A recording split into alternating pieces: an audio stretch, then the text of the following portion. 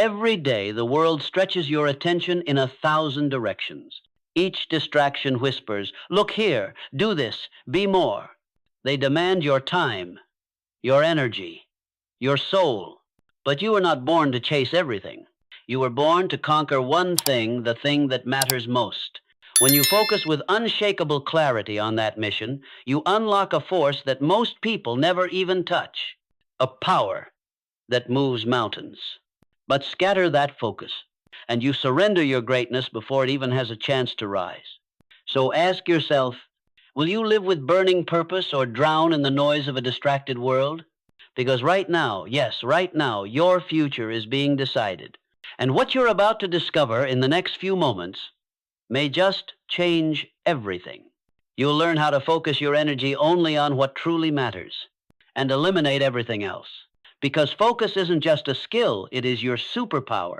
Most people move fast, but very few move forward. 2. The power of focus and the elimination of distraction. You may be moving fast, always busy, always grinding. But pause the end. Ask yourself one raw, honest question. Are you moving forward? Or just running in circles, sex-hausted, yet unchanged? Because there's a difference between motion and progress, a difference between noise and power. Focus is the knife that slices through the chaos. It is the lens that transforms scattered effort into piercing force. When your energy is diluted across a dozen desires, your power vanishes. But when it is channeled pure, unbroken toward one mission, one dream, one burning purpose, you become unstoppable. A beam of sunlight warms, but a focused beam ignites fire. Even the most gifted among us collapse under distraction. Talent alone cannot conquer fragmentation, but clarity, when guarded, fiercely can. Andrew Carnegie didn't succeed by doing everything. He succeeded by choosing one basket and guarding it with his life. He understood what many never will, that the world is a battlefield designed to break your focus. Every ping, every message, every new opportunity that doesn't align with your mission is not harmless. It is a thief of purpose, a thief of destiny. And yet most people don't fail from lack of effort. They fail from division. The real assassin of dreams isn't defeat, it's diffusion. Picture the oak tree. Before it ever reaches upward, it digs deep. It doesn't stretch itself in every direction it concentrates. So must you. Study the giants of human achievement, visionary leaders, game-changing entrepreneurs, legendary athletes, artists, scientists. They share one thing. They became masters at saying no. They chose what to ignore. They had the guts to disappoint others in service of their greater calling. That's not selfish. That's sacred. Because focus demands sacrifice. You can't be limitless and focused at the same time. You can't pursue every dream and expect to realize even one. The sooner you embrace this law, the law of purposeful limitation, the sooner your results will finally begin to reflect your true potential. This is the price of greatness, the courage to cut, to simplify, to protect the signal from the noise. You do not owe the world everything, but you do owe yourself a chance at excellence, and that chance begins with a decision. To focus, to eliminate, to rise. Systems and boundaries. The shield of focus. If your focus is your fire, then systems are the wind that sustains it, and boundaries are the walls that shield it from the storm. You cannot protect what you do not prepare for. You cannot concentrate without design. Don't rely on willpower alone. It's finite, fragile, and easily stolen. Build a structure that guards your genius. Design blocks of time sacred, untouchable for deep, undisturbed work. These are your hours of war, your sacred ground. Let no triviality trespass. But this isn't just about productivity. Focus must extend into the fabric of your life. Want deeper relationships? Then give the rarest gift, undivided attention. Want better health? Then stop trying 20 quick fixes. Master the few habits that actually matter. Want spiritual power? Then build rituals that anchor your soul daily without negotiation. This is the paradox few understand. By narrowing your path, you expand your future. By eliminating noise, you amplify your voice. By doing less, you make room for the miraculous. A cluttered mind cannot create. A distracted heart cannot love deeply. A fragmented soul cannot rise. Simplicity is not a weakness. It is the precision of the wise. So build systems that serve your purpose. See not systems that keep you busy. Draw bold lines between your mission and the world's demands. Not everything deserves access to your mind. Your attention is not a public playground. It is a private sanctuary. Protect it like your future depends on it, because it does. 4. Distraction is the enemy of destiny. You may possess many gifts, many passions, and boundless curiosity. But none of that matters if you lack the courage to choose what truly matters, and give it everything you've got. Because greatness doesn't come from doing everything. It comes from doing the right thing with full devotion, full energy, full fire. Yet most drift through life divided and diluted. They wonder why success favors others. They whisper, maybe I'm not chosen. But it's not the stars that decide. It's your focus. When you commit not casually but completely to your highest calling, when you aim your energy like a blade at the heart of your mission, you will summon a momentum that feels almost divine. The world steps aside for those who burn with direction, but it devours those who wander. Because distraction isn't harmless. It is the slow poison of potential. You were never meant to be average. Inside you, there is a mission written in fire, one only you can fulfill. But every day that fire is smothered by noise. A million trivialities claw at your attention. Updates, opinions, scrolling, gossip, fear of missing out. Modern life is a battlefield of signals. And if you don't guard your mind, you will lose the war before it begins. It's not that you're weak. It's that you're leaking bleeding energy into things that do not earn it.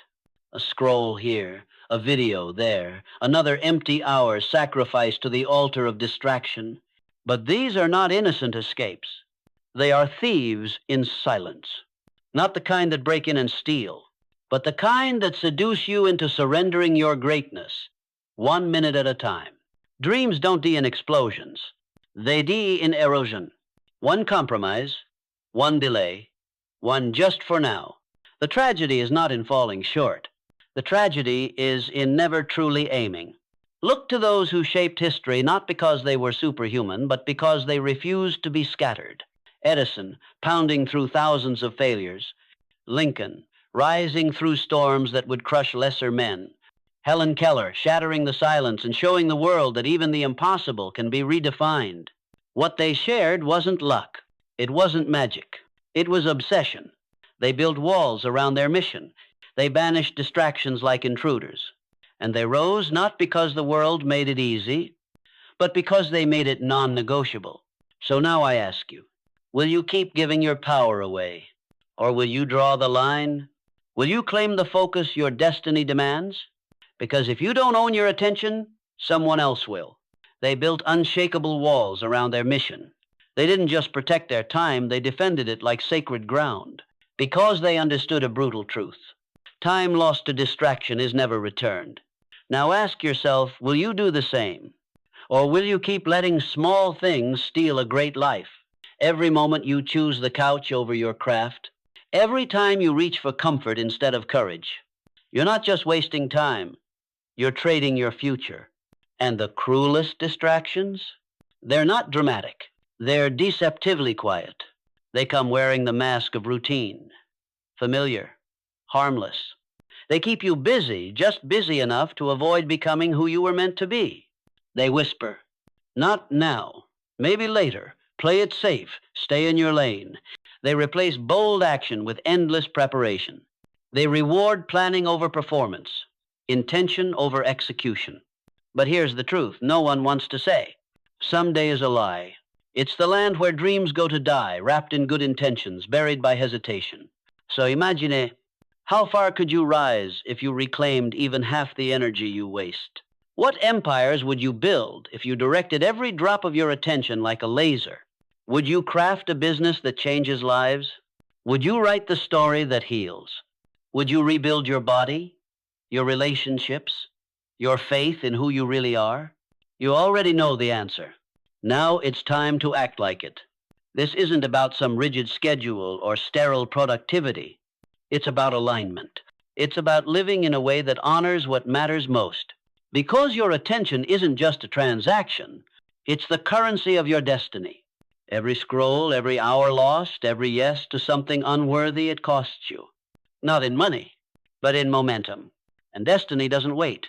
Look around. Every great chapter in history was written by people who refused to drift. They were pulled by distractions too, but they never let go of their purpose. They knew distraction is not just the enemy of progress, it is the enemy of legacy. And now, it's your turn to choose. You stand at the fork in the road. On one side, scattered energy, lost years, forgotten dreams. On the other, fierce clarity, focused action, and the life you were born to live. Draw the line. Say it out loud. No more. No more leaking my power. No more giving my time to things that steal my future. My purpose is too sacred. My life is too short. My destiny is calling, and I will not be too distracted to answer. 5. Clarity creates power. Clarity is not a luxury. It is a weapon. Without it, you are a wanderer in fog, chasing shadows, hoping that someday, somehow, success will trip over you. But life doesn't reward the uncertain. It rewards the precise. You cannot strike a target you refuse to define. And yet millions drift through life intoxicated by vague wishes, mistaking hope for a plan and passion for a path. They want success but cannot describe it. They crave change, yet never declare the destination. They speak of dreams someday, eventually, maybe, but clarity never lives in maybe. Clarity lives in, this is who I am, this is what I want, and this is the price I'll pay. Because wishing is weak. Vision is strength. The universe responds not to hesitation, but to certainty. Not to noise, but to focused intent. What exactly do you want? Not what you've been told to want. Not what earns applause or approval, but what sets your soul on fire when no one's watching. Strip away the noise. What remains? That ember, that burning truth inside you is the beginning of power. Name it. Speak it. Visualize it. Claim it. Because a dream undefined is a dream abandoned. Your goal must be more than a prize. It must be a mirror reflecting back the person you are becoming.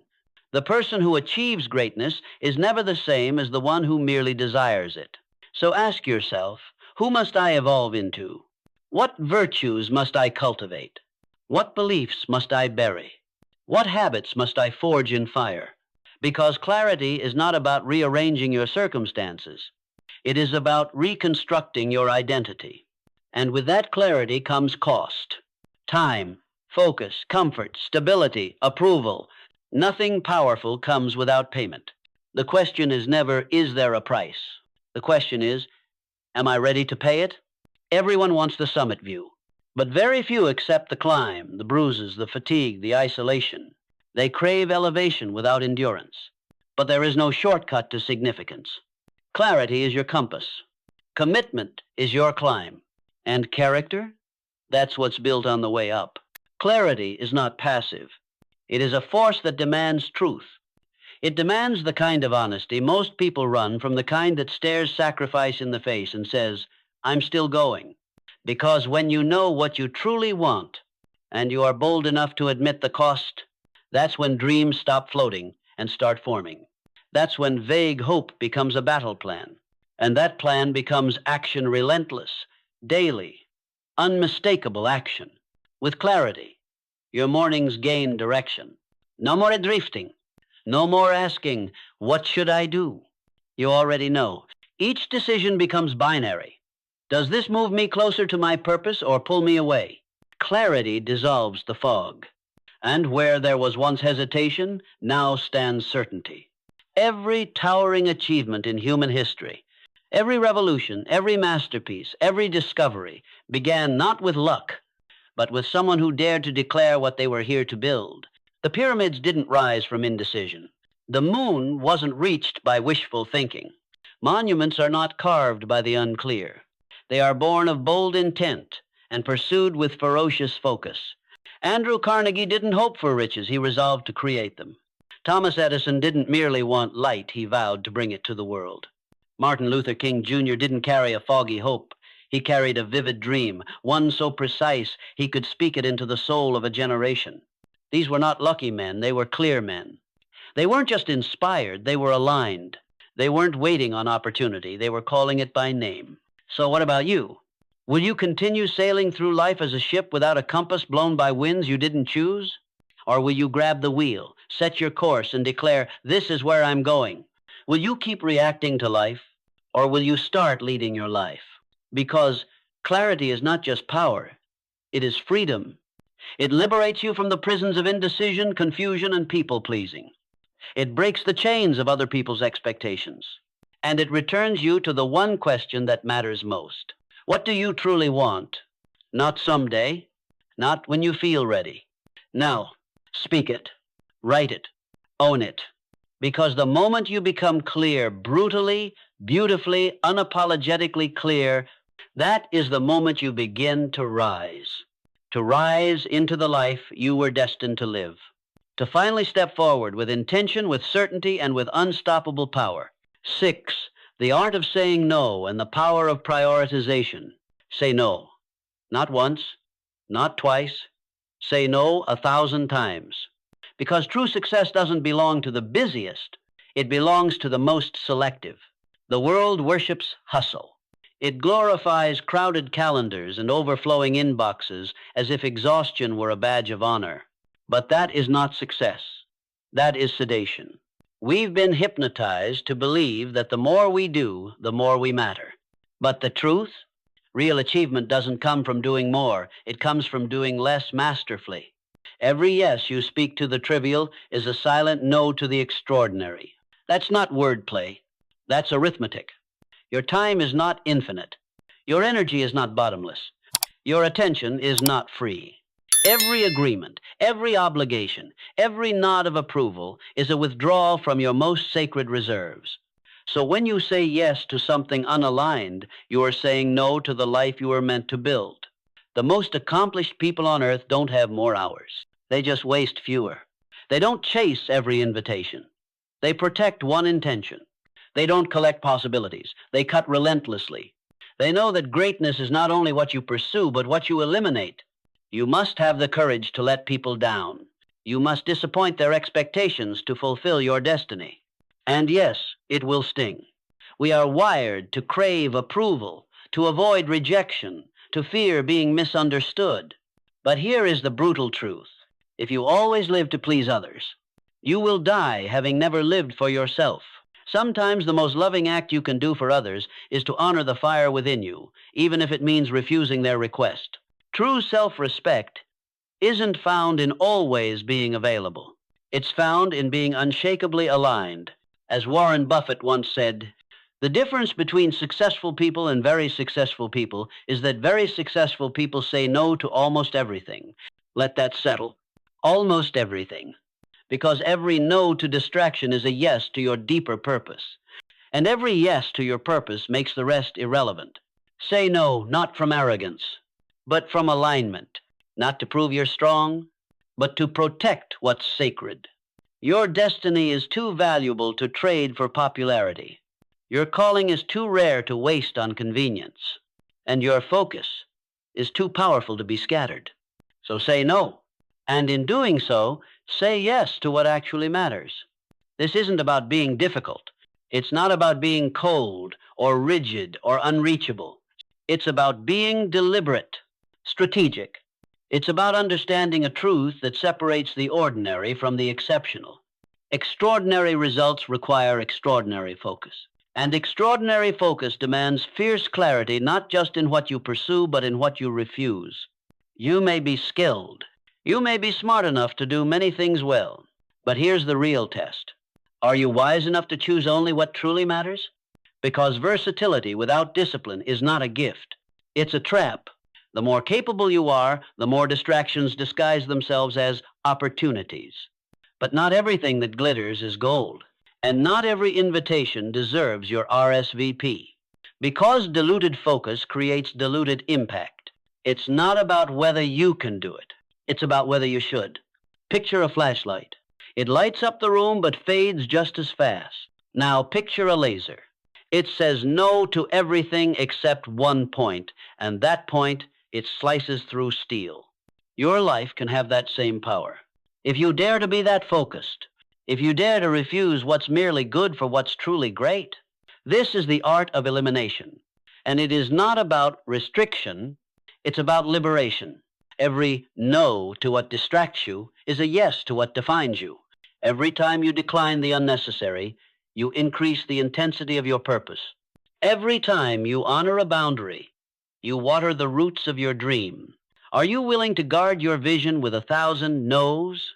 Can you walk away from good deals, polite demands, and just this once distractions for the sake of your one burning mission? Because the world doesn't need you everywhere. It needs you where it matters most. Your legacy won't be built from scattered action. It will be forged through focused, fearless, intentional commitment. So I ask you once more, can you say no to 1,000 things so that your one yes can change the world? 7. The power of directed attention. Energy follows focus, and your life follows energy. In every corner of nature, this law remains unbroken. What you nourish flourishes. What you starve fades. The same is true for your garden, your health, your relationships, and most powerfully, your mind. Your thoughts are not neutral passengers. They are architects. They do not merely observe life. They shape it. They mold your perception, your pursuit, your potential. Your mind is a field, rich, fertile, alive with possibility. But that harvest depends entirely on what you choose to water. Every thought you repeat is a seed. Every moment of attention is sunlight or poison. When you focus on fear, fear multiplies. When you fixate on lack, lack grows limbs. When you stew in problems, they don't shrink, they sprawl. Because attention is fertilizer, and whatever receives it expands. Worry is not harmless. It is rehearsal for failure, and your mind is always listening. Every second you pour energy into worst-case scenarios, you give them roots. What started as a manageable concern soon grows into a towering monster fed by your own focus. But here's the miracle. The same principle can build your breakthrough. Turn your attention toward solutions, and the impossible begins to crack. Focus on possibilities, and suddenly the fog lifts. Ideas begin to connect. Paths open. You start to see what others miss. Because opportunity doesn't shout. It whispers, and only the focused can hear it. This is not naive optimism. This is creation. This is direction. You are not a victim of your thoughts unless you choose to be. You are the gardener. You are the gatekeeper. You are the sculptor of what grows inside your consciousness. And in that sculpting, you create your reality. So I ask you, where is your attention flowing right now? Are you watering weeds or growing the seeds of your future? Because nothing in your mind stays neutral. It either climbs or collapses. Choose your focus as if your future depends on it, because it does. True focus does not blind you from reality, it restructures it. This is not about pretending things are fine. This is about awakening the part of you that sees beyond obstacles. Because when your attention is fully engaged, something remarkable happens. Connections form. Ideas that once stood apart begin to align. What looked like a dead end suddenly opens into a corridor of creativity. Focused attention doesn't erase difficulty, it transcends it. This is not shallow positivity. This is the engine of innovation, the very architecture of creation itself. Where attention goes, energy flows. And where energy flows without interruption, reality bends. Ask Thomas Edison. He didn't invent the light bulb by denying his failures. He reframed them. I have not failed, he said. I've simply found 10,000 ways that won't work. That's not poetic optimism, that's mental discipline. That's a mind trained to focus forward. Each setback wasn't a wall, it was a doorway to the next step. And that pattern repeats throughout history. Marie Curie, bombarded by setbacks, yet obsessed with the unseen power of radiation. Nelson Mandela, locked away, yet laser-focused on the light beyond his cell. These legends didn't escape hardship. They redirected their gaze. They chose where to place their attention, and in that choice, they shaped momentum. So the question now turns to you. When life pushes back, where will your focus land? Will you stare at the wall? Or will you search for the door? Will you obsess over the boulder in the road? Or will you lock eyes on the summit still waiting? Both exist, but only one deserves your energy, because inside every challenge lies a seed. And that seed, like all things living, only grows when exposed to sustained awareness. What the reactive mind calls a crisis, the creative mind calls a clue. Your focus doesn't just determine your feelings, it determines your future. So understand this. What you choose to water today will become the garden you walk through tomorrow. Your attention is not casual. It is creative force. It is the lens through which you sculpt your days, shape your destiny, and write the story only you can write. Use it wisely. Use it with fire, because with every passing moment, you are carving your reality. One thought at a time. 8. Absolute commitment and burning the mental bridges. History doesn't remember the hesitant. It remembers the warriors who, the moment they stepped onto foreign shores, burned their ships. No retreat, no escape, no backup plan. Only one path forward, victory or nothing. In 1519, Hernán Cortés ordered his men to set fire to their vessels after landing in Mexico. The message was clear. We conquer or we perish. Centuries earlier, Julius Caesar crossed the Rubicon knowing there was no turning back. These were not reckless men. They were committed men. They knew when escape is removed, the human spirit awakens its full power. When retreat becomes impossible, ingenuity is born. Desperation sharpens the blade. So what about you? What ships are still anchored in your harbor? What bridges are still unburned? You may not see them, but they're there. The backup job you keep just in case. The relationship you stay in to avoid being alone. The habit you won't break because it numbs your fear of failure. These are not safety nets. They are leashes. They tether you to mediocrity while whispering, it's okay not to go all in. And as long as they exist, your energy is split. Your fire is dampened. You are moving, but not fully committed. So here is your call. Stop trying. Start deciding. Because trying is soft. It's padded with excuses. It gives you an exit just in case it doesn't work out. But decision is different. Decision is violent, pure, final. It activates something ancient inside you. It awakens a force that was buried beneath fear, beneath doubt, beneath almost. Trying is rehearsing your own failure. Deciding is commanding your own future. Alexander the Great didn't become legend by negotiating with fear. When confronted with the Gordian knot, an unsolvable problem that had baffled others, he didn't study it. He sliced it in half. With one decisive stroke, he redefined the problem, and the world took notice. It wasn't strength that made him great. It was his refusal to hesitate. So I ask you now, what bridges must burn so that you finally fly? What fallback must you eliminate so that you stop falling back? What if you removed the door behind you and faced the world ahead with nothing but resolve? Because sometimes the most powerful thing you can do is to cut the rope and stand on the edge with no way back. That's not recklessness. That's transformation. And your moment is waiting. Right now. Alexander the Great didn't tiptoe into history. He didn't try to conquer the world. He decided to. He moved with conviction, direct, absolute, unshakable. His power wasn't just in his strategy, it was in his finality.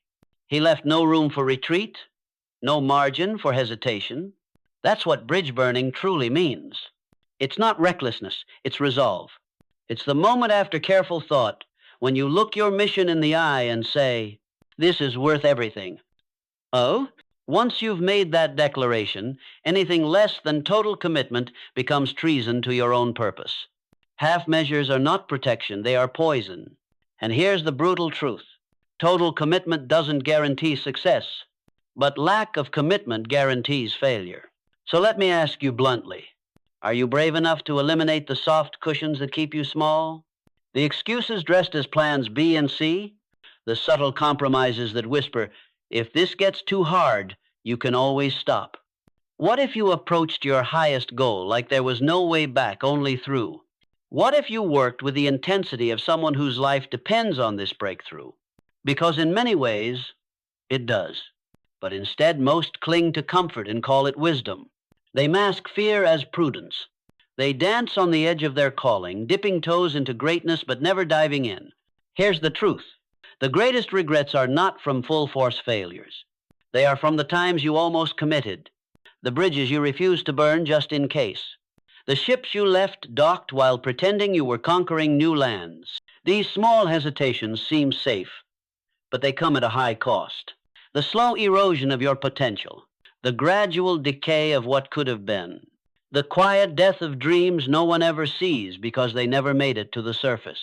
So burn the bridge, not in anger, in allegiance, not in desperation, in decision. Let the fire behind you light the road in front of you. Leave yourself no exit, because when you remove escape, your greatness awakens. And what you'll discover is this. When you stop preparing to fail, you start preparing to win. Success becomes not a matter of chance, but of focus, of force, of finality. No way back, only forward. 9. Mastering time. Become a master of your time, or become a prisoner of your potential. Time is life's only non-renewable currency. You can borrow money. You can rebuild strength. You can recover reputation. But you will never recover time. Once a second is gone, it's sealed in the past, unretrievable, untouchable, irreversible. Every morning, the universe grants each of us the same sacred deposit, 24 hours. No more for the billionaire, no less for the beggar. Time is the great equalizer. But how you spend it, that's what separates the fulfilled from the frustrated. The focused don't wait for time. They create it. They don't find time to pursue what matters. They make it with fierce intention. They carve it out like a sculptor with a blade, defending every hour like it was gold. While most let life fill their calendar, masters of time design their days.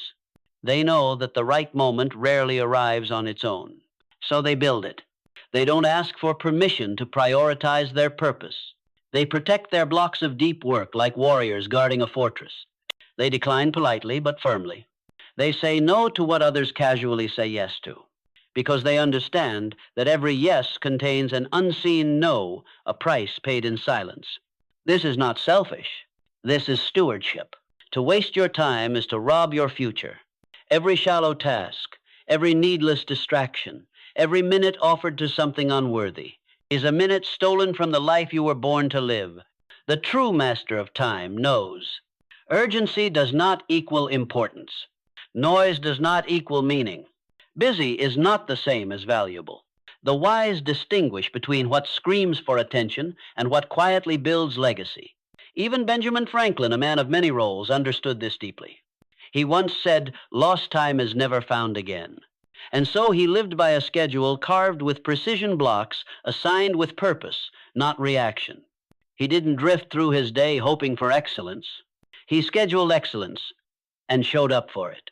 Because when you plan your hours with intention, you free yourself from the tyranny of impulse.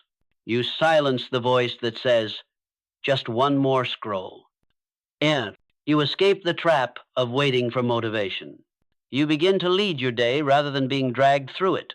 So I ask you now, are you trading your time for progress or bleeding it into the ground of distraction?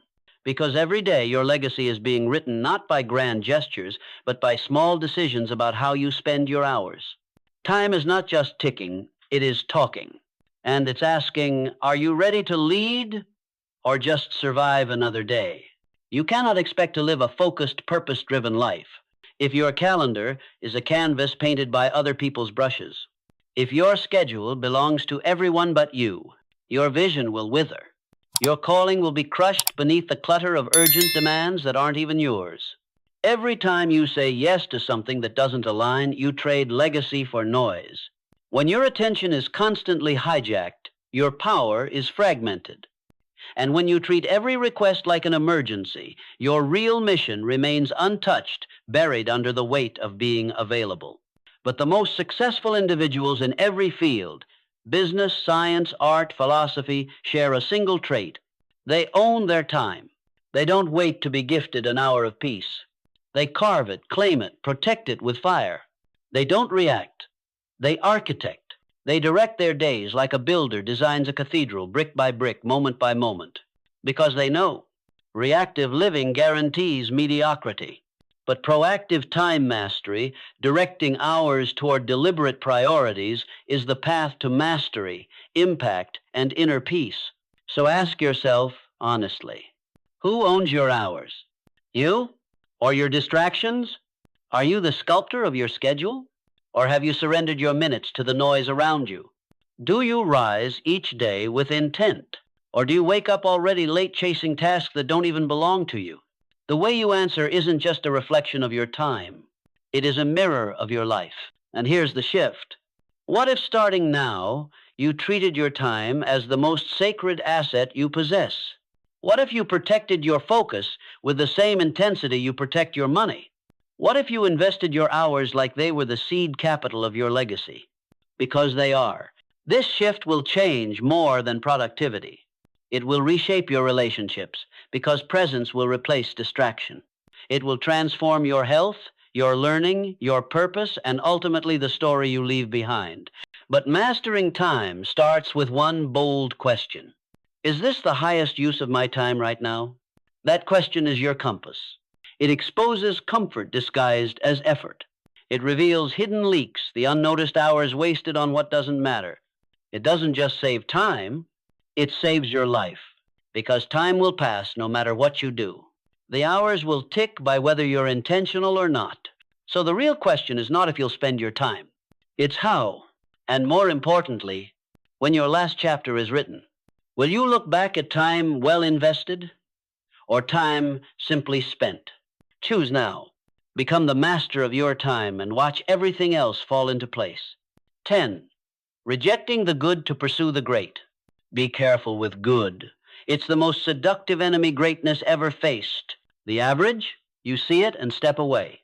The mediocre, you smell it and walk faster. But good, good smiles, good hugs, good settles. It gives you just enough comfort to pause your climb, just enough praise to hush your hunger, just enough success to stop risking failure. And that's what makes it dangerous. Good becomes the gilded cage that locks away the greatness you were born for. It gives you a pleasant view, but no wings. It gives you applause, but silences the roar in your soul. A good job, a good relationship, a good life, they aren't failures. They are respectable. They are what many dream of, but they can also become prisons made of compliments. Because good is the enemy that rarely looks like one. It doesn't attack you. It comforts you into stillness. It doesn't kill your ambition. It cradles it until it quietly dies in your arms. But deep down, you already know. You feel it in the restlessness that comes after achieving enough, in the hollow feeling that echoes through your chest after another week of going through the motions. That ache, it isn't ingratitude. It's truth. It's the voice of your highest self whispering, you were made for more. And it won't be silenced by comfort. It refuses to be bought by convenience. Because real greatness demands that you sacrifice the comfort of good enough for the fire of what could be. And here's the hard part. It's easy to reject the obviously wrong. It takes almost no courage to say no to poison. But to say no to what's good, to walk away from stability, to reject validation, routine, and success that isn't aligned with your purpose, that takes a different kind of strength. That takes vision. It means seeing beyond the moment into the future only your heart can feel. It means trading immediate comfort for long-term contribution. And it means saying no, not to bad things, but to things you like in order to protect the one thing you love. That's what focus demands. That's what greatness requires. So look around your life. What's quietly holding you back under the disguise of being good enough? What are you afraid to let go of because it's safe, even if it's small? Because the truth is this. You weren't created for good. You were designed for great. And greatness begins the moment you choose it at the cost of everything less. The most successful people don't chase everything that sparkles. They aren't seduced by every good opportunity that knocks. Instead, they possess something rare, almost otherworldly: superhuman selectivity. They know that the path to greatness is not paved with more. It's cleared by elimination, by choosing what matters and having the audacity to walk away from everything else. Excellence demande concentration, and concentration requires the knife of discipline. Mozart didn't master music while dabbling in a dozen other arts. Maria Curie didn't divide her brilliance across multiple fields. They chose their battleground, and then they poured everything into it. You too will be tempted by many good things, but will you wait for the one that aligns with your higher calling? Will you have the courage to delay gratification in a world addicted to now? Because in this culture of speed, patience becomes rebellion. The world will tell you, take the offer, say yes while it's available. Don't risk missing out. But discernment is power. To say no to the good while waiting for the great is not weakness. It is strategy. It is self-respect. It is spiritual maturity. And it requires trading comfort for consequence, approval for authenticity, the familiar path for the one that makes your heart race even if no one else sees it. The road to greatness is narrow, and often it will take you through valleys of doubt, misunderstanding, and even ridicule. But beware most of all, success. Because yesterday's success can become today's prison. What once elevated you may now enclose you if you cling to it too tightly. What was good enough then may now be blocking your evolution. The habits that got you here may be the very ones you must release to go further. The world doesn't need more people doing 10 things halfway. It needs you doing your one thing at your absolute highest expression. That sacred intersection where passion meets purpose and potential becomes legacy. And it only reveals itself to the focused, to the few willing to refine their gifts with surgical precision, to those who don't dilute themselves across distractions disguised as success. The distance between good and great isn't measured in skill, it's measured in courage. The courage to pause while others rush, to wait while others settle, to be misunderstood while you prepare to do what only you can. Yes, you may feel empty while you wait for alignment. Yes, it will be uncomfortable. But that emptiness is not failure. It's preparation. It is the silent chamber where destiny sharpens your edge. So beware the good, not because it's wrong, but because it might be the very thing keeping you from the life you were born to lead. 11. Purpose powers focus. Without purpose, focus is just force without aim. It may burn bright, but it goes nowhere. It may persist, but it does not transform. Focus without purpose is like a roaring engine left in neutral burning fuel, but never moving forward. And too many mistake intensity for direction. They grind, they hustle, they pour effort into everything, yet progress into nothing. Because focus without why is just exhaustion in disguise.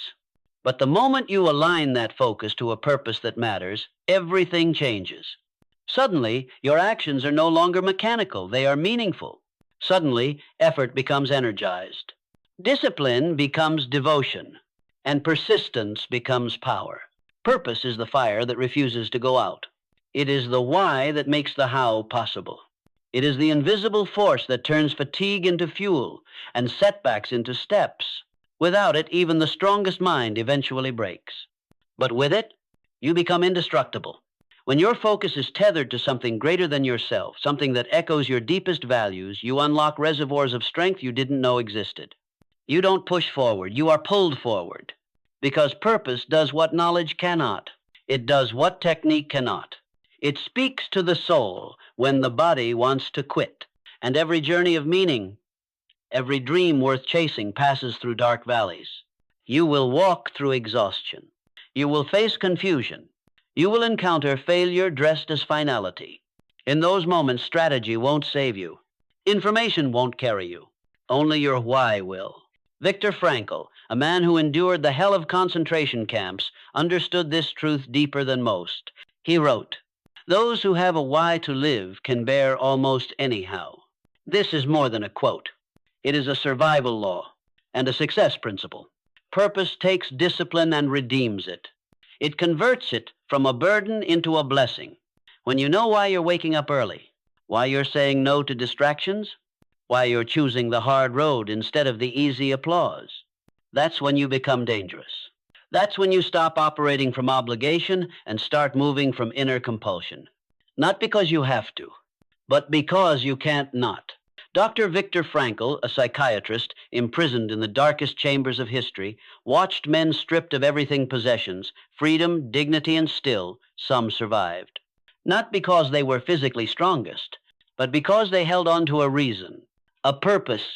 Some dreamed of holding their children again.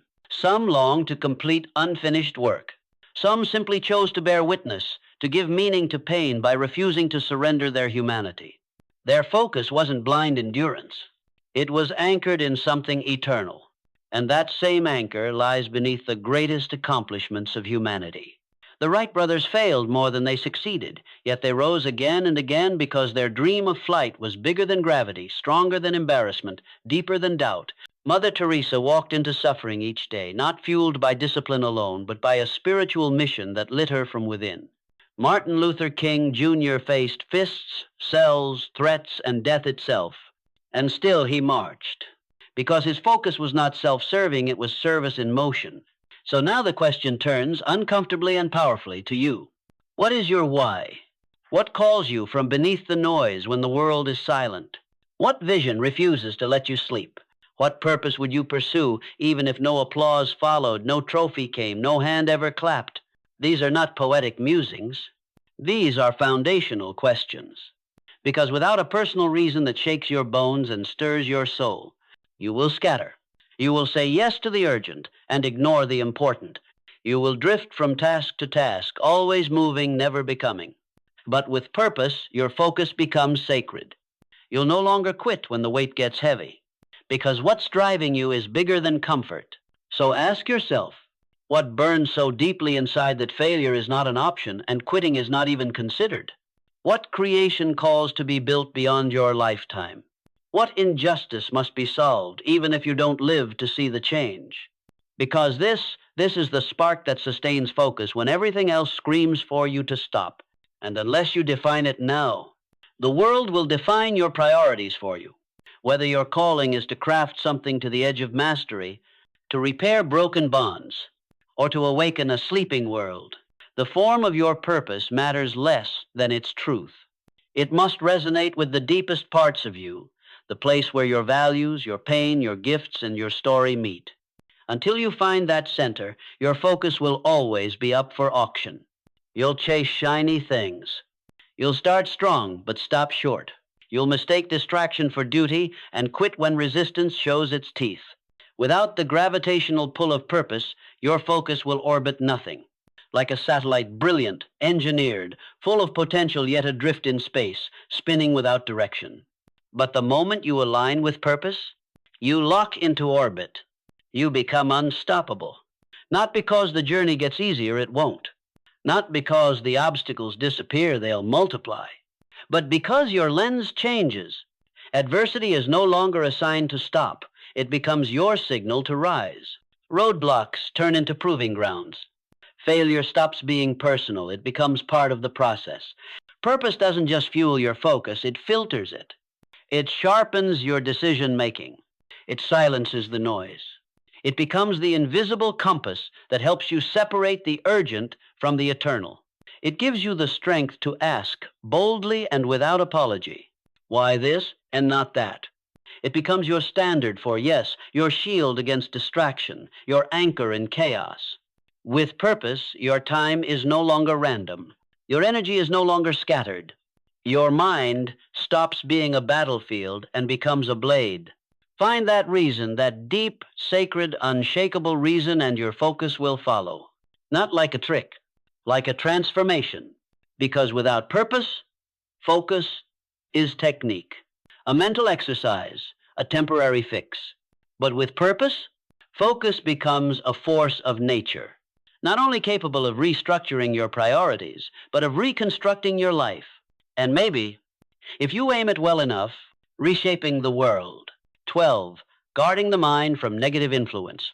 Guard your mind with the same urgency you'd guard your life, because in truth, they are one and the same. You would never leave your front door wide open in a dangerous city. You wouldn't let strangers stroll into your home and rummage through your memories, your valuables, your peace unchallenged. You install locks. You set alarms. You double check the windows at night. But what about your mind? How often do you leave it unguarded? How often do you allow fear to stroll in? How often do you let doubt kick off its shoes and settle into your subconscious like it pays rent? How often do you allow negativity, subtle or loud, to hijack your thinking, poison your perspective, and dim your drive? The same way intruders can rob your home, toxic influences can rob your destiny. Focus requires more than attention. It requires protection. Your mind is the command center of your outcomes. It is the operating system for your belief, your courage, your action. If that system is infected, everything downstream begins to decay. When your thoughts are polluted, your progress slows. When your inner world is chaotic, clarity collapses. When you let self-doubt echo unchecked, your potential shrinks into silence. You must guard your mental garden like it's growing the future, because it is. And beware. Influence wears many disguises. The people around you, they don't just talk to you. They program you through their stories, their values, their tone, their expectations. Every conversation is a seed. Are you being planted with power or passivity? Are you surrounded by those who build empires in your mind, or those who chip away at your foundation? Are you walking among visionaries who lift you higher, or with energy drainers who keep you tethered to the average? The voices you hear shape the voice you become. Books are no different. Every page you consume is an invitation to a conversation, sometimes with the greatest minds to ever live, or with small ones, whispering limitations dressed as logic. Choose wisely, because what you allow in eventually becomes you. Guard your mind as if you were protecting the future of your family, because in many ways you are. Every influence leaves an imprint. Each book, each conversation, each click installs something in your mind, a belief, a bias, a boundary. You are constantly being programmed. The only question is, by what? Are you feeding your mind insight that stretches you, or mental sugar, easy to consume, hard to digest, offering no nourishment to your soul? In the modern world, your mind is under siege. You don't even have to invite the noise it barges in. Every headline, every scroll, every clip is coded not to elevate your consciousness, but to hijack your attention. And in an age where content is engineered for reaction, not reflection, gatekeeping your mind is no longer optional. It's non-negotiable.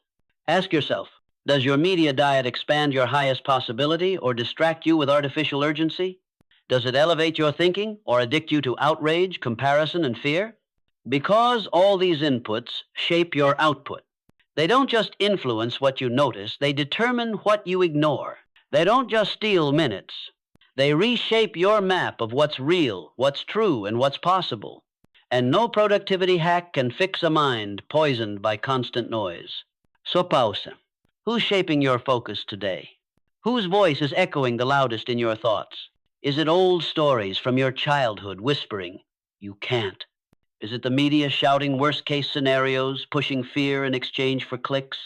Is it the highlight reels of strangers tricking you into thinking their filtered life is reality? Or is it the clear signal of your highest self, amplified by mentors, messages, books, and choices that challenge you to rise? Are your influences sharpening your vision or dulling your drive? Do they stir your courage or lull you back to comfort? Do they push you to stretch or seduce you into shrinking? You must choose your influences with the same care you choose your friends, your fuel, your future. This isn't naive optimism. This is strategic filtration. Because in a world that competes 24/7 for your attention, letting everything in means you stand for nothing. It means your mind becomes a hallway open to whatever happens to pass through. And that is the fastest path to a wasted life. To guard your mind requires courage. The courage to disconnect even when it's inconvenient. The strength to say no even when others don't understand. The discipline to build invisible walls, not around your time, but around your attention, because your focus is sacred. Your potential is priceless. And your mind, that quiet kingdom within, is the throne upon which your destiny will either rise or rot.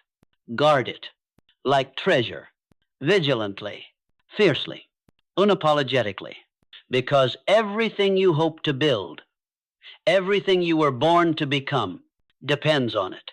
13. Discipline is love for your future self. Discipline is not restriction, it is revelation.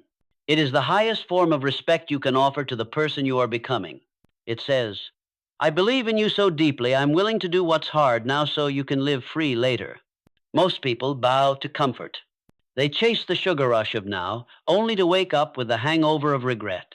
But you have a choice. You can endure the sting of effort today or drown in the ache of missed potential tomorrow.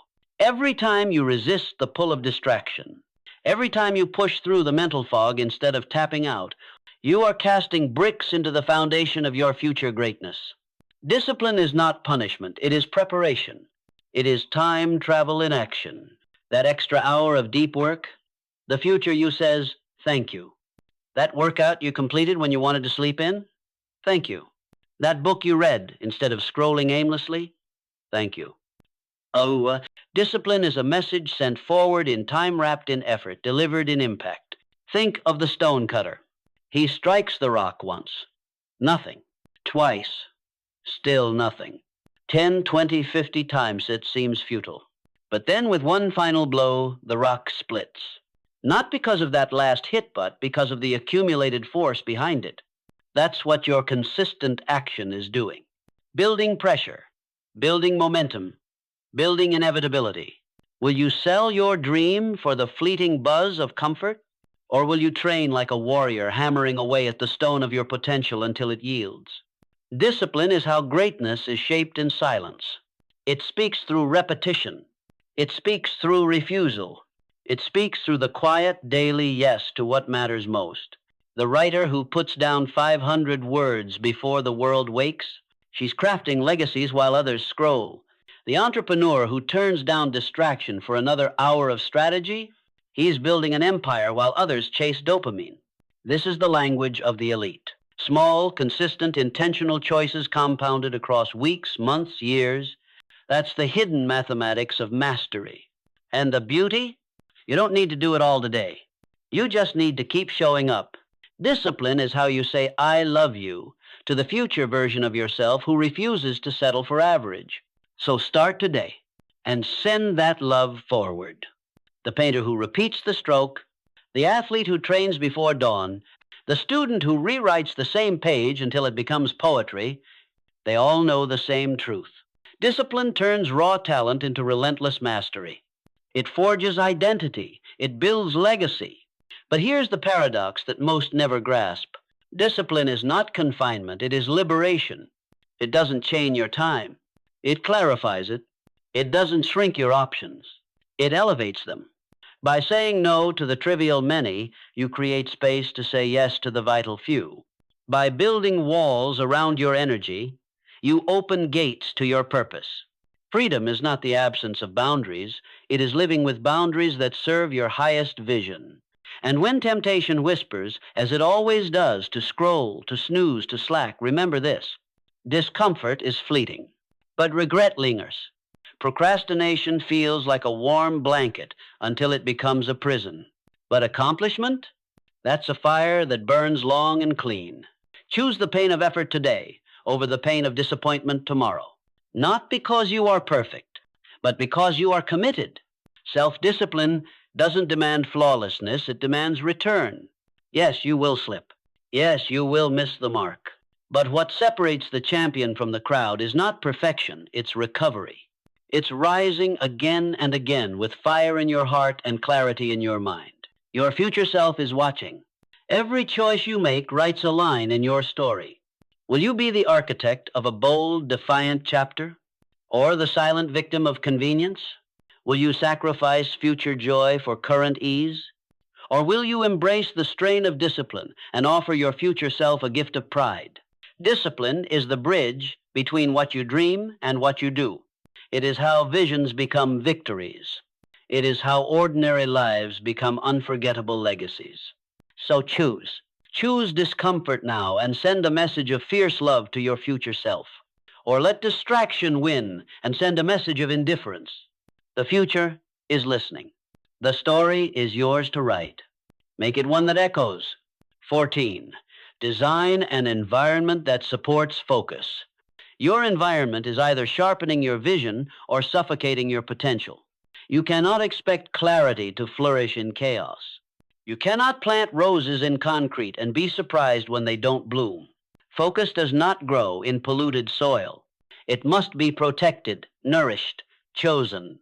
Your surroundings, the people you speak with, the rooms you walk through, the energy you absorb, all act as silent architects of your mind. They're either sharpening your purpose or shattering it piece by piece. And no one ascends in isolation. Excellence isn't just about what you do. It's about where and with whom you do it. So ask yourself, what are you immersed in? Are your conversations charged with growth, bold thinking, and uncomfortable truth? Or are they soaked in fear, gossip, and distraction? Your focus is more fragile than you think, and it's not lost through catastrophe. It's eroded slowly by unchecked surroundings.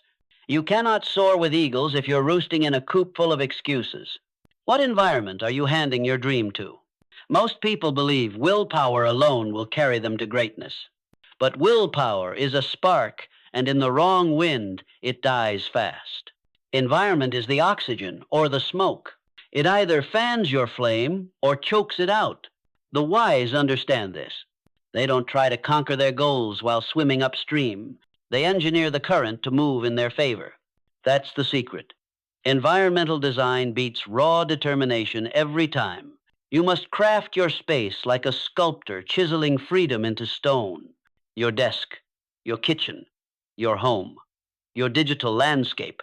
Clutter doesn't just look messy, it whispers confusion. Disorder doesn't just delay tasks, it breeds scattered thoughts. Build a workspace that commands creativity.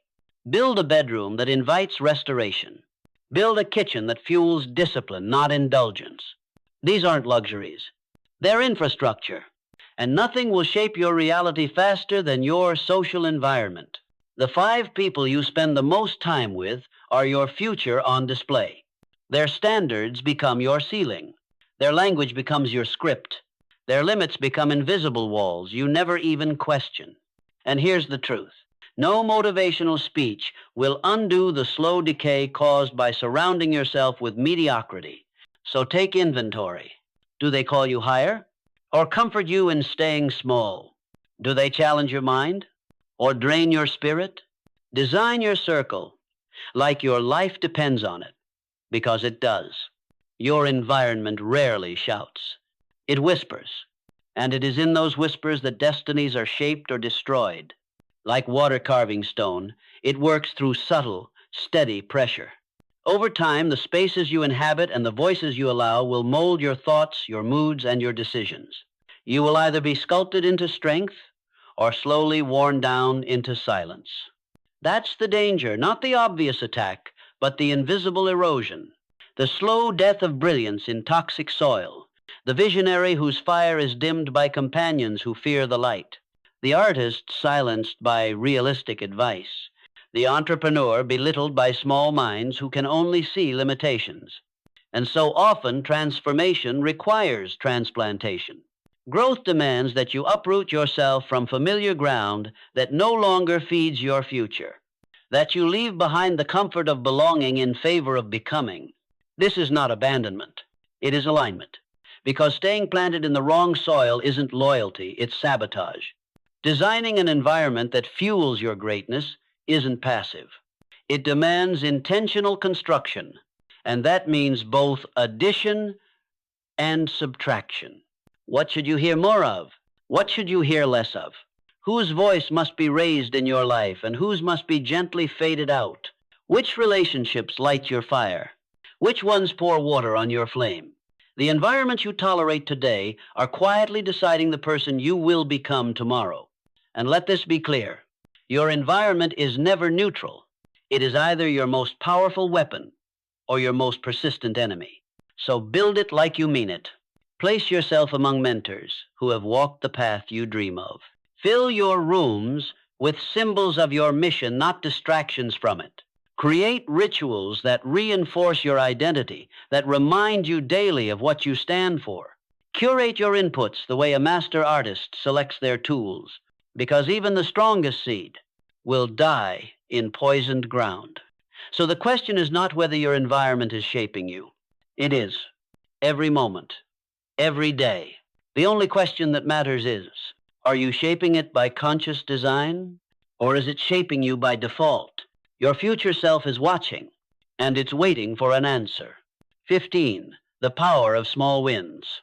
Victory is not built in one moment, it is carved drop by drop. Each choice, no matter how small, is a vote for the future you want or the one you'll regret. It's tempting to overlook the power of the tiny decision. Skip one workout. Delay the task for tomorrow. Scroll for another hour just to unwind. Seems harmless, doesn't it? But nothing compounds faster than neglect. And nothing builds greatness faster than micro-victories stacked with intention. High achievers don't rely on bursts of brilliance. They rely on the unshakable rhythm of small wins. Like a raindrop wearing down stone not through force, but through repetition discipline over time becomes destiny. So ask yourself, are your daily choices compounding toward momentum? Or toward mediocrity? Are you inching closer to your vision? Or drifting further from it one skipped step at a time? Success isn't the child of perfection. It is the offspring of persistence. The ones who win in the end aren't always the fastest or the flashiest. They're the ones who never stopped showing up. The human mind loves the drama of transformation. We crave the lightning strike overnight success, the sudden epiphany, the one moment that changes everything. But that myth blinds us to the real path, because true greatness is forged not in fireworks, but in the quiet grind between them. It's the uncelebrated mornings, the silent hours of showing up when no one is watching. It's the author who writes just 100 words a day who finishes a book while others wait for inspiration. It's the investor who saves modestly but consistently who builds a fortune while others gamble for jackpots. It's the athlete who never misses a training session who outperforms more gifted competitors who lack consistency. Small wins don't feel heroic in the moment. That's the trap. Because discipline creates an emotional mismatch. The effort is immediate. The reward is delayed. You feel the sweat now, but the results later. And the danger lies in that gap. Because if you demand instant results, you'll abandon the process before it has time to pay you back. But if you trust the unseen interest accumulating in your favor, you will rise. Because mastery isn't built in leaps. It's built in layers. One decision, one action, one disciplined hour at a time. The pleasure of procrastination is instant. The cost is silent and postponed. You feel none of it now and all of it later. But champions? They operate on a different timeline. They've rewired the equation. They train themselves to make decisions based not on current comfort, but future consequence. Not on what feels easy, but on what builds value. Because they know this. Tiny wins, repeated daily, become tidal waves of transformation. With each repetition, difficult habits become less demanding. What once needed brute willpower becomes part of who you are.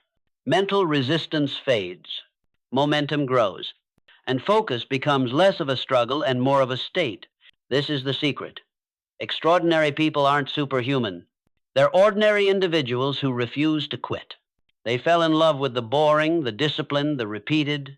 They mastered their minutes. They showed up when no one clapped. And in time, those tiny deposits paid exponential dividends. Your life is not built in bold declarations, it's built in small decisions made on quiet mornings. Reading instead of scrolling. Creating instead of consuming. Finishing instead of starting over. Each one is a vote for the person you're becoming.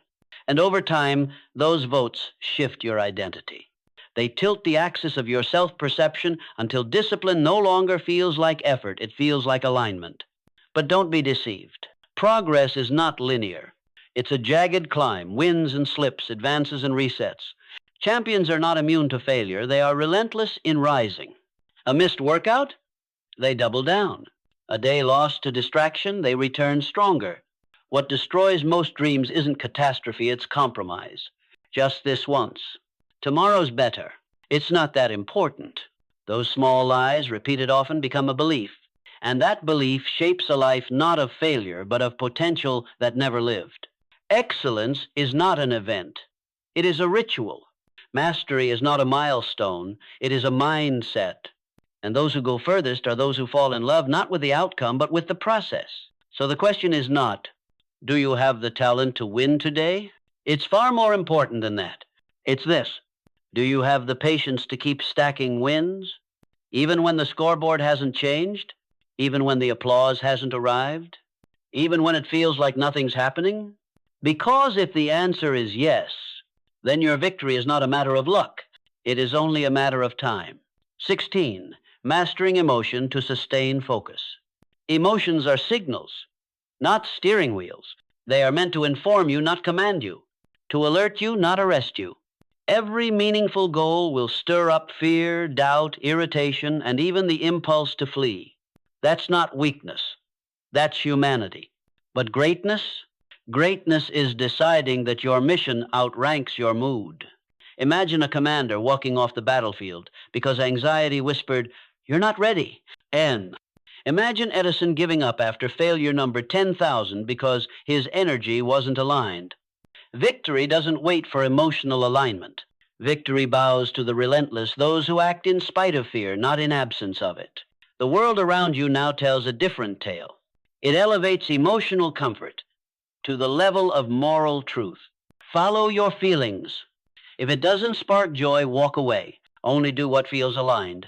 But these sugar-coated slogans are dangerous. They disguise surrender as self-care. They teach that feelings are facts and that discomfort is a signal to stop rather than a call to grow. The truth?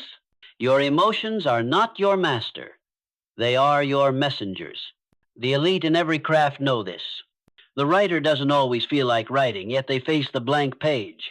The athlete doesn't always feel like training, yet they lace up their shoes. The builder, the visionary, the trailblazer, they all endure emotional droughts. But what sets them apart isn't the absence of fear, doubt, or fatigue. It's the refusal to be ruled by those voices. Emotions are data-sophisticated signals from your nervous system, evolved to keep you alive. But just because fear speaks doesn't mean you need to kneel. Just because resistance shows up doesn't mean you walk away. Fear may flash its warning light, let it. But don't hand it the wheel. Discomfort is often the doorway to growth, not a wall to avoid. Resistance doesn't mean stop. It often means you're exactly where you need to be. And here's the most freeing truth of all. Emotions are temporary. Visitors, not landlords. Waves, not anchors. They rise, they crash, they pass. So when fear comes knocking, let it speak. Then walk forward anyway. When self-doubt whispers, acknowledge it, but stay the course. Because in the end, your mission is more sacred than your mood. And the future you're building is far too important to be negotiated with passing feelings. The frustration that feels overwhelming now, give it a few hours. It will fade like morning fog under rising sunlight. The self-doubt that chokes your confidence today, it won't survive tomorrow's progress if you move forward. Those who let emotions lead their decisions build their future on shifting sands. Solid action requires a solid anchor, and that anchor is not how you feel in the moment. It is what you've chosen to stand for. Emotional mastery isn't about becoming numb. It's not suppression. It's not pretending you're unshaken. It's sovereignty. It's the ability to feel deeply fear, pain, disappointment, and still walk in the direction of purpose. To feel it all but bow to none of it. That is power. That is maturity. And that is what separates those who finish the race from those who rerun the excuses. Feel the fear. Don't fake it. Name the doubt. Don't deny it. But don't let it vote. Don't let it steer. Proceed. Anyway, always. The great paradox of progress is this. The feelings you're waiting for often show up only after you've acted. Motivation is not the fire starter. It's the flame that follows friction. Confidence is not a precondition. It is the product of courage. If you wait to feel ready, you'll wait forever. If you act even when uncertain, the readiness will catch up to you. Because your emotions are shaped by your focus. Focus on fear and fear expands. Focus on failure and regret takes root. Focus on potential and energy returns. This is your true leverage. You can choose what you magnify. You can feed the wolf that pushes you forward, not the one that drags you back. We live in an age obsessed with emotional comfort. But the greats, the ones who built breakthroughs and legacies, they didn't chase what felt good. They endured what felt awful in service of what felt right. And your legacy? It will be carved not by what you felt, but by what you did in spite of what you felt. Your impact will not emerge from comfort. It will be born in emotional courage. The courage to act in alignment with your mission, even when your entire nervous system screams for the nearest exit. So understand this. You will face emotional resistance. You will want to quit. You will feel afraid. The real question is not whether these emotions arrive. It's who will be in charge when they do. Will they dictate your direction or foil your discipline? The decision and all its consequences belongs to you, no matter how you feel about it. So act. Commit now, adjust later. Waiting for the perfect moment? That's just procrastination, wearing a clever disguise. Champions aren't made in the absence of resistance. They're forged because of it. 17. Commit first, perfect later. Leap first. Adjust midair. Commitment is not the reward of clarity, it is the source of it. When Henry Ford started building the automobile, he didn't have a flawless blueprint. He didn't wait for perfect conditions. He began with belief, courage, and a vision so strong it pulled him through every unknown. You don't need all the steps lined up. You need to decide that you're not backing down. Perfection is a moving target, forever shifting, forever delaying. But commitment anchors your direction. Are you postponing the leap waiting for the right season, the right numbers, the right version of you? Or will you move first and learn on the way? Momentum doesn't serve the cautious. It rewards the one who takes the first swing, even if their aim is shaky. Because here's the truth. The graveyard of potential is not full of failures. It's full of planners who never launched. Masterpieces that never made it past the outline. Talents that stayed hidden not from lack of ability, but from fear wrapped in perfectionism. Action is the scalpel that reveals what theory cannot. The writer finds their rhythm by writing, not by thinking about writing. The entrepreneur finds the winning model through market feedback, not in a spreadsheet fantasy. The artist discovers their true voice by creating again and again, not by designing the perfect brushstroke in their head. This principle echoes through every domain of life. You don't build a meaningful relationship by waiting to become perfect. You build it by showing up, messy and honest and evolving through the process. You don't get fit by obsessing over the perfect plan. You move, you sweat, you adjust. You don't grow by collecting more books. You grow by doing something about one of them. Perfectionism is a liar. It wears the mask of high standards, but underneath, it's fear. Fear of failing, fear of being seen, fear of discovering your ambition might outpace your current capacity. And by requiring perfection as a prerequisite to action, you engineer your own stagnation. You guarantee the one outcome you claim to fear most, never starting at all. But let's be clear. Committing first isn't recklessness. It's not about carelessness or abandoning standards. It's about respecting the truth that excellence is not a precondition. It's a result. It's a product of momentum and feedback. When you commit and move, energy builds. The fog begins to clear. And real-world responses shape your direction in ways that no plan on paper ever could. Every worthwhile pursuit has a curve, a discomfort that no amount of preparation can fully eliminate. You cannot bypass the forge. You must enter it. So leap. Start while unsure. Speak before you're polished. Build before you're ready. Because you don't perfect before you act. You act and become unstoppable in the process.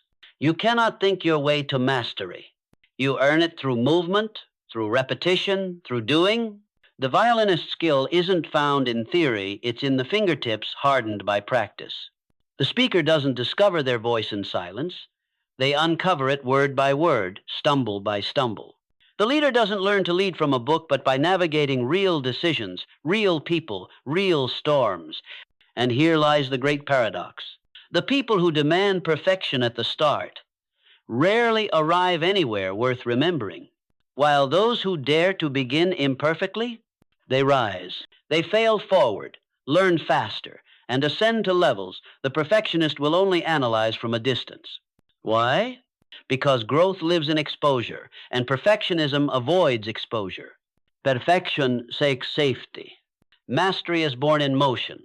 Your future doesn't require a flawless blueprint. It requires boldness. It needs your action, not your overthinking. Your resilience, not your rigidity. It needs you to adjust, refine, reframe without abandoning the course. Perfection isn't the admission ticket to start. It is the unexpected reward for those who begin when they still feel unqualified. So let me ask you directly, are you waiting until you know more? Until you have every tool, every answer, every ounce of certainty? Because if so, you're choosing a life of preparation over participation. You're worshiping the illusion of readiness, but greatness never begins in certainty. It begins in movement. It begins with someone who stands up while still trembling and says, let's go anyway.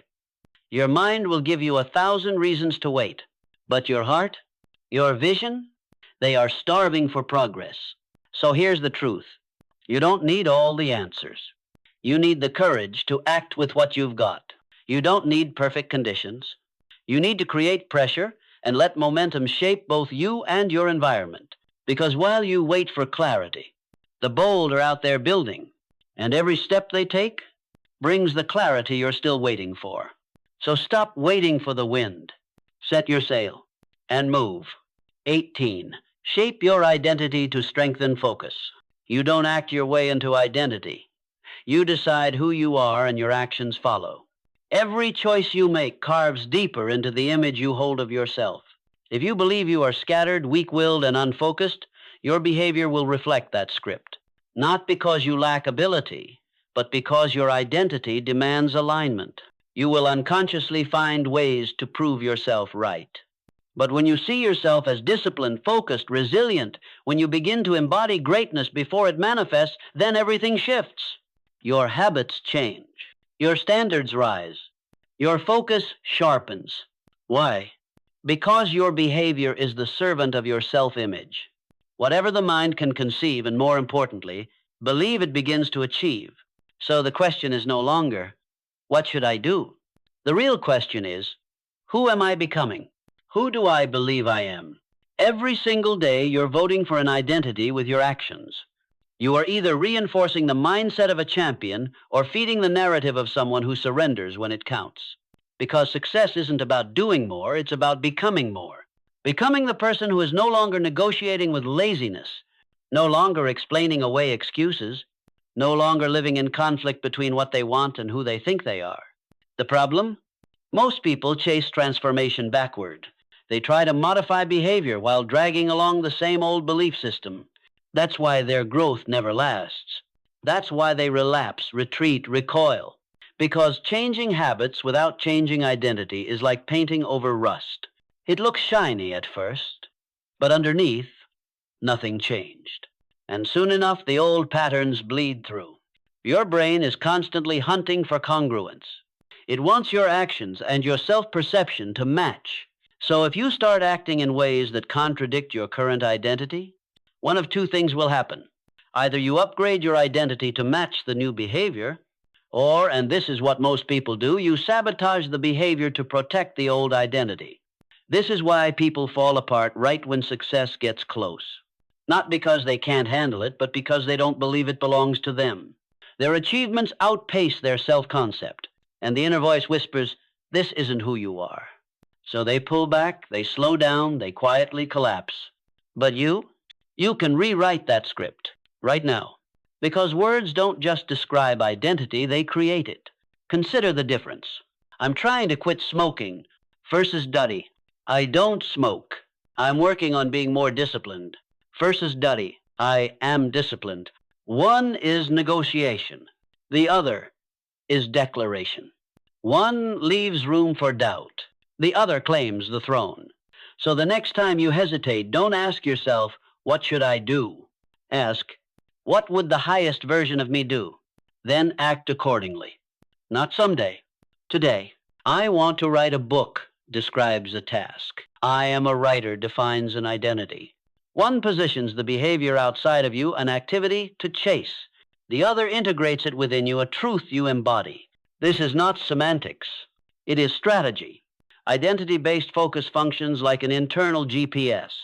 It doesn't require daily motivation or outside validation. It runs automatically because it's embedded in who you believe you are. The runner doesn't need to be convinced to lace up. Running is not a decision, it's a reflection of self. The entrepreneur doesn't wait for the push solving problems, is the pull. The artist doesn't wait for lightning bolts of inspiration they create because creation is their nature. And that's the shift you must make. Your current identity wasn't written in stone. It was assembled piece by piece through past decisions, the stories others told you, and the meanings you assigned to your own failures and victories. But identity is not a sentence. It's a story. And the author is you. You can revise this narrative at any moment through intentional belief, strategic repetition, and the careful design of your internal and external environments. It begins with language. Pay close attention to how you complete this sentence. I am. These two words don't just describe you, they define the ceiling of your potential. They are the container that either expands your destiny or confines it. So stretch that container. Fill it with declarations that align with your highest vision. Challenge the old labels that no longer serve your growth. Reject limiting definitions that came from other people's small thinking or past chapters you've already outgrown. Yes, your actions reinforce your identity, but your identity also predicts your next actions. This feedback loop becomes a spiral, either downward into limitation or upward into alignment. Every win that aligns with who you want to be strengthens that self-image. Each time you choose integrity over comfort, discipline over ease, purpose over distraction, you're not just doing the right thing. You're becoming the right person.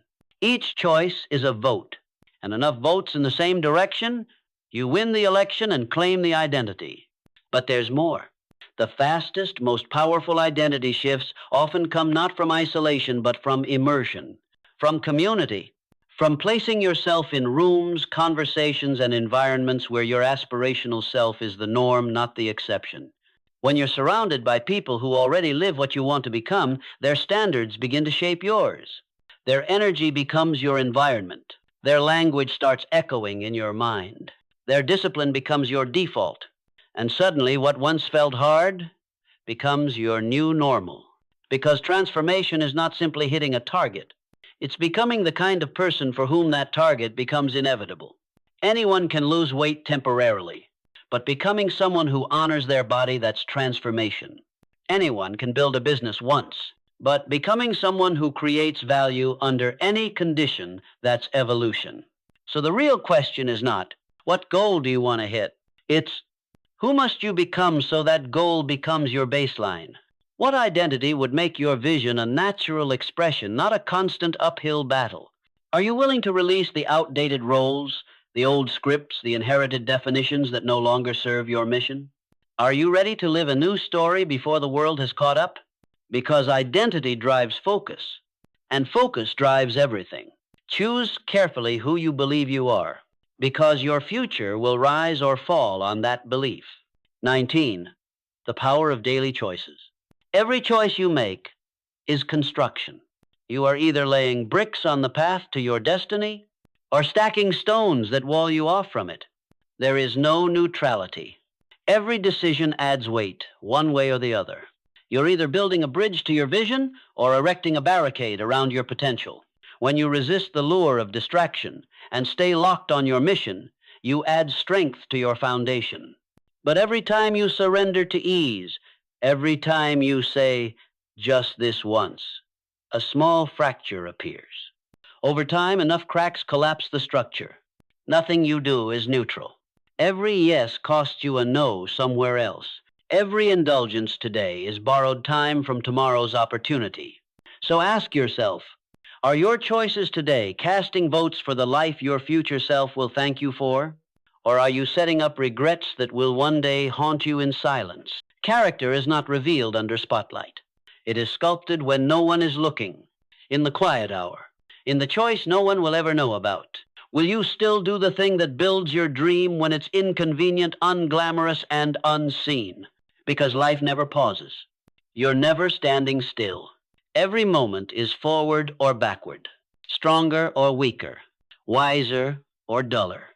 There is no pause button, no holding pattern, no, it doesn't count this time. That lie, this one doesn't matter, has assassinated more dreams than failure ever could. If you made just one high-quality choice per day, even one, choosing to read rather than scroll, to build instead of binge, to connect instead of isolate, to create instead of consume, in 1 year, you wouldn't just be better, you'd be unrecognizable. And if instead you make one quiet compromise each day, let one thing slide, that too adds up into hundreds of missed moments that shape an entirely different future. This is how the canyon is carved, not with explosions, but with drops, consistent drops of choice, day after day. And those drops over time form the invisible chasm between those who accomplish and those who wonder what happened. Most people wildly overestimate what they can do in a day and wildly underestimate what they could become in a year of deliberate living. This leads to emotional whiplash bouncing between unrealistic urgency and discouraged inaction. But in truth, the most powerful transformations don't happen in fits and flashes. They are born in the steadiness of daily intent, the choice to move forward even slightly. The power of your decision is never more pure than when made in solitude, when no applause awaits, when no deadline exists, when you could walk away and no one would notice. But you would notice that workout done with no coach in sight, that project moved forward with no pressure behind it, that temptation resisted when indulgence would have gone unpunished. These aren't minor. They are the sacred victories that sculpt who you are, unseen by the world, but seen by your future. They are the invisible architecture of greatness, and they are available to you every single day. Every choice you make today writes the blueprint for who you'll become tomorrow. And every choice carries a cost, the price of discipline or the price of regret. One is paid in sweat, discomfort, early mornings, and unwavering repetition. It weighs ounces. The other is paid in missed opportunities, what-ifs, and silent grief. It weighs tons. And the tragedy? Most choose comfort now and end up crushed later under the weight of their own delay. You see, your choices, not your goals, not your vision boards, not your intentions, reveal your true priorities. You say you value health, but your feet stay planted. You claim writing is your calling, but the blank page remains untouched. Words declare hope. Choices expose truth. And the most dangerous choices aren't the dramatic wrong turns. They're the quiet detours dressed as logic. Just this once. I've earned a break. I'll begin tomorrow.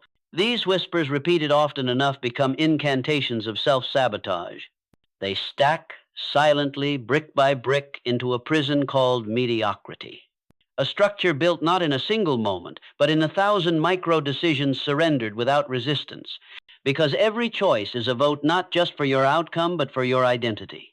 Each time you rise and choose discipline over ease, the next battle becomes less brutal. Each time you yield to distraction, the weeds grow stronger. You are training your future self right now. But perhaps the most profound impact of your choices is not on yourself, but on those around you. Your children are watching. Your friends are listening. Your team is observing. Not your advice, not your theories, your behavior. And your actions are calibrating their standards whether you realize it or not. Your decisions ripple outward, shaping not only your path, but the paths of others who walk beside you. That's why this question isn't about desire. Most people want the same things: vitality, meaning, progress, success. But want is easy. Choice is everything. So when desire meets resistance, who do you become? Will you choose what sharpens you even when it stings? Will you reject what dulls you even when it comforts? In the furnace of pressure, your direction is forged. And you are always building. With every action, every habit, every silent decision when no one is watching, you are laying bricks. The only question is, what are you building, a monument to your purpose or a tombstone for your potential? Choose carefully. because the structure you build today will be the reality you wake up in tomorrow. 20. The power of patience. Patience is not passivity. It is power restrained, refined, and relentlessly focused. It is not the absence of ambition. It is the presence of wisdom. It is the strength to remain steady when the world demands you rush. The most disciplined minds understand. Anything of lasting value takes time to mature. You wouldn't scream at a sapling to become a towering oak overnight. You wouldn't rip open the cocoon to help the butterfly emerge faster. And yet that's what many do with their dreams demanding fruit before the root has taken hold. Your vision, like any living thing, needs time to grow beneath the surface. It needs to be watered with belief, fed with action, pruned with sacrifice, protected from the impatient voice within that says, this should have happened by now. Impatience is the silent killer of potential. It doesn't always shout. Sometimes it just whispers, check the results again, change the plan, start something new. But imagine a farmer digging up his seeds every day to check for sprouts. He wouldn't accelerate the harvest, he'd destroy it. Trust the process. Water your vision daily, even when nothing seems to be happening. Because often, growth occurs invisibly. Progress begins in the dark, in the unseen depths of your character and commitment, long before it blooms for the world to see. But we live in a culture that worships speed and shames stillness. We confuse impatience with drive and consistency with weakness. Nothing could be further from the truth. It is not frantic motion, but focused endurance that separates the temporary from the timeless. Ask the Japanese bamboo farmer. For 4 years, he nurtures barren earth, no shoots, no signs, no applause. But in the 5th year, that bamboo explodes 90 feet in 6 weeks. Did it grow in 6 weeks? Or was it growing for 5 years underground, out of sight, developing the foundation needed to sustain the surge? The wise know the truth. The root comes before the rise, and the deeper the root, the higher the rise. But impatience, it demands evidence before the soil has settled. It wants proof before process. It abandons course the moment discomfort appears, not realizing it's walking away seconds before the breakthrough. Impatience leads to effort with no endurance. The impatient person is often the busiest, always starting over, always chasing momentum, but rarely finishing anything long enough to win. They run fast, in circles. But the patient, they dig deeper. They persist through the plateau. They keep building while the world isn't watching because they trust that results are being shaped in the unseen. So I ask you, can you be faithful in the silence? Can you water the soil when there's no sign? Can you stay the course when momentum moves slow? Because that's where power lives. Patience is not delay, it is mastery over time. And those who wield it eventually own everything they once waited for. Masters in any field know a secret most ignore. Growth does not move in straight lines. It advances in pulses, sudden leaps separated by stillness. Breakthroughs are born between long stretches where nothing seems to move. Plateaus are not punishment. They are preparation. During these seasons, the impatient quit, convinced that stagnation means failure. But the patient, they keep building. They keep showing up because they understand. Before expansion comes integration. What looks like stillness is often the restructuring of internal systems, a silent calibration before the next surge. True patience is more than waiting. It is the disciplined refusal to give up even when results hide. It is the power to delay gratification and choose the harvest later over the comfort now. And this trait, the ability to wait with purpose, outperforms IQ, talent, and charisma. The focused don't chase the sugar high of distraction. They chase the quiet satisfaction of completion. The athlete who keeps training when progress stalls. The entrepreneur refining her offer in months of silence. The artist sketching alone while the world scrolls past. These are the warriors of patience, and they win, because every unseen repetition writes your future in invisible ink. The paradox is this: rush and you delay yourself. Sprint without pacing and you burn out before the finish line. Impatience builds fragile towers. Patience builds empires. The builder who skips the foundation builds a monument destined to fall. The investor who demands quick profit sacrifices long-term wealth, but the one who matches their pace to the rhythm of mastery, that person becomes unshakable in business, in love, in health, in leadership, in any arena where legacy matters. The one who endures delay outlasts the one who demands speed. But patience will test you. It will ask for your loyalty when results are absent. It will whisper questions when the world celebrates shortcuts. It will challenge you to believe when feedback is silent. And in that crucible, the truth emerges. Are you patient because it's easy, or because you're committed? Will you keep digging when the soil stays dry? Will you keep planting when the market mocks you? Will you keep moving forward while standing still? Because patience is not passivity. It is calm power held steady under tension. And those who possess it not for a week, not for a month, but for a lifetime are the ones who leave behind results that others call impossible. So the question is no longer, can you wait? The question is, can you work while you wait? Can you trust the root when the tree hasn't risen? Can you commit without applause? Can you stay the course when the crowd leaves the room? Because if you can, you hold the rarest strength of all, not reaction, not speed, not fury, but power under absolute control. That is the patience that builds the extraordinary. 21. Turn obstacles into opportunity. Obstacles are not detours, they are directions. They do not say stop, they ask, how deep is your desire? Every dream worth breathing life into will confront you with barriers, physical, emotional, financial, relational, but these aren't signs of misalignment. They are initiations. Tests not to block you, but to build you, to burn away the weakness that comfort hides, and surface the strength that only hardship can reveal. Helen Keller didn't allow blindness or deafness to limit her vision. She chose to see not with eyes, but with the fire of purpose. And you?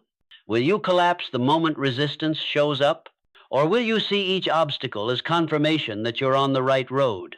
Because no meaningful journey is paved in perfection. Every road that leads to greatness is uneven, uphill, and often lonely. That's not a flaw in the design. That is the design. Just as muscles grow only through tension, your spirit grows only through friction. Just as metal is tempered in fire, your resilience is forged in the furnace of resistance. The obstacle isn't outside the path. The obstacle is the path. But here's where most fail. They misread resistance. The moment it gets hard, they assume it's wrong. They say, maybe this isn't meant for me. They confuse pressure with misdirection. But pressure isn't reaction, it's refinement. Difficulty doesn't mean detour. It means you're getting closer. Resistance is how the path asks you to prove you're ready to rise. Those who quit too soon mistake challenge for a sign. They're on the wrong track. But the truth? The biggest breakthroughs often sit just beyond the hardest moments. And the struggle you feel is not a wall, it's a mirror. It reflects your gaps, your blind spots, your unfinished work. The obstacle reveals where you're still in training, where your patience fractures, where your belief bends, where your preparation falls short. So don't turn away. Lean in. Every time you confront resistance and choose to grow through it, you close the gap between who you are and who you're becoming. Adversity is not the enemy of your dream. It is the tool that sharpens it. Obstacles are feedback, not failure. They are not personal attacks. They are precision tools like mirrors held up to your undeveloped strength. That fear you feel before a presentation, that's not a wall, it's a spotlight. A spotlight showing where your communication needs refining. That business decision that overwhelms you, it's not proof you're in over your head. It's a signal that your strategic thinking must level up. That repeated conflict in your relationships, it's pointing directly to emotional patterns asking for transformation. In this way, obstacles are not just friction, they are diagnostics. They reveal the next skill to sharpen, the next layer to peel, the next breakthrough to earn. But obstacles also play a second role, and it's more sacred than the first. They serve as filters. Nature's way of separating the curious from the committed, the dabblers from the devoted. Anyone can walk the road when it's smooth, but only those who are serious stay the course when the terrain gets steep, dark, and lonely. Obstacles become your credentials. They testify to your endurance, to yourself, and to the world. They become the quiet proof that what you've built wasn't handed to you. It was forged in fire. But here's the danger. The real enemy isn't the resistance itself. It's the meaning you assign to it. If you believe the challenge is evidence that you're not good enough, if you assume hardship means misalignment, if you tell yourself this isn't meant to be because it got hard, you plant seeds of despair in the soil of growth. But when you reframe the same struggle as a sorting mechanism, as a divine test of how much this truly matters to you, as a proving ground for grit, then everything changes. Same storm, different sailor. Your story, not the situation, becomes the difference between quitting and conquering. Almost every transformational pursuit follows the same arc. Phase 1, excitement. Phase 2, resistance. Phase 3, the moment of choice. Continue or retreat. Push forward or pull back. That messy, brutal, beautiful middle, that's where destinies diverge. Those who expect the hardship and welcome it as part of the path evolve. Those who believe it should be easy retreat and recycle disappointment. But each time you persist, even when you have every reason to walk away, you build something more valuable than any goal. You build self-trust. And that self-trust becomes your ultimate competitive advantage. Because once you know you won't betray yourself regardless of external pressure, no obstacle can truly stop you. But that's not all. Obstacles also strip your goals of surface-level glamour. They force you to dig deep and find the why beneath the wish. Because comfort chasers crumble. Only those whose purpose is anchored in something greater than convenience survive the storm. When you're forced to ask, why does this matter? Beyond the applause, beyond the outcome, that's when you uncover fuel reserves you didn't know existed. So the question isn't whether resistance will come. It will. The question is, will you see it as a brick wall or a gateway? A stop sign or a milestone proving your movement? Because often the very presence of difficulty means you're moving in the right direction. The obstacle doesn't block the path. It reveals it, and the meaning you give it may be the single greatest determinant of how far you go. Protect the dream. Prioritize the mission. Protect your dream like it's sacred because it is. Every day, the world will try to pull you away from it with distractions, with urgency, with noise. You must choose. Choose to guard your priorities like a gatekeeper of destiny. You don't need more hours.